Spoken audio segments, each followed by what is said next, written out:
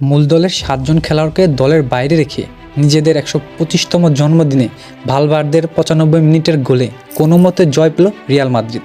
Mbappe, Rodrigo সহ তাদের মোট ৭ জন খেলোয়াড় এই ম্যাচে অনুপস্থিত ছিলেন। এতগুলো প্লেয়ার ছাড়া খেলতে নামলে যা হয় তাই হয়েছে।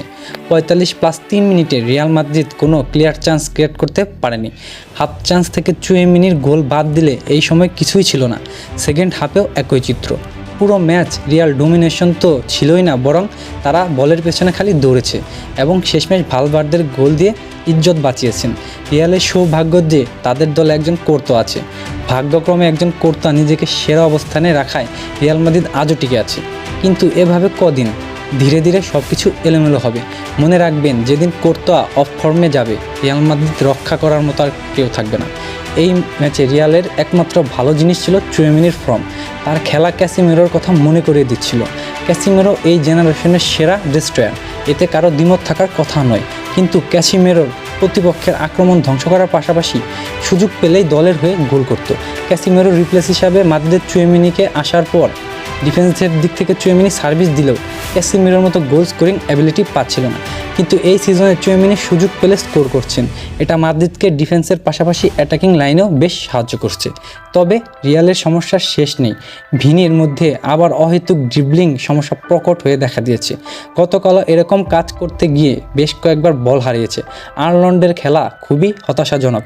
ট্রেন্ট আলেকজান্ডার-আর্নল্ড ডিফেন্সিভলি এক্সপোজ হইতেছে। ক্রসও অ্যাটাকে ট্রেন্টের কোনো তুলনা কোনো কালেই ছিল না।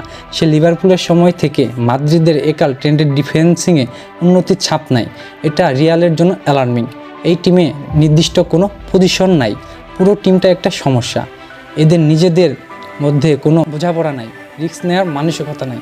কেউ ম্যানমার্ক না করে তাকিয়ে দেখে, কেউ ড্রিবল অ্যাটেম্প্ট নেয় না, আরও কত কি। আজকে ভিনি বিগ চান্স মিস করলো, যেটা প্রত্যেক ম্যাচে করে। এমনকি একবার ড্রিবল অ্যাটেম্প্ট নেওয়ার চেষ্টা পর্যন্ত করেনি। ব্রাহিম ডিয়াজও একই, জাস্ট খেলে গেছে। গত ম্যাচে পিটার ডিপ ভালো খেললো, আজকে তাকে অ্যাটাকিং মিডে নিয়ে বোলারকে ডিপ লাইনে নিয়ে আসা হলো, যেই পজিশনে সে সবসময় সাফার করে। ভিনিকে বোঝা উচিত, এমবাপ্পে না থাকলে রিয়াল মাদ্রিদের মেন ম্যান সে।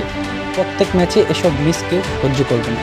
এই টিমের খেলা একদিন দেখলে মনে হয় মিডফিল্ডার লাগবে, আরেকদিন দেখলে মনে হয় ডিফেন্ডার লাগবে, আবার আরেকদিন দেখলে মনে হয় রাইট উইঙ্গার লাগবে, আরেকদিন মনে হয় স্ট্রাইকার লাগবে। এই টিমটা যে পুরাই একটা বাজে অবস্থায় পরিণত হতেছে, বোর্ডের এটা নিয়ে কোনো মাথা ব্যথাই না। জাভি আলোনসো যাওয়ার পরেই বুঝেছিলাম রিয়ালের কপালে দুঃখ আছে।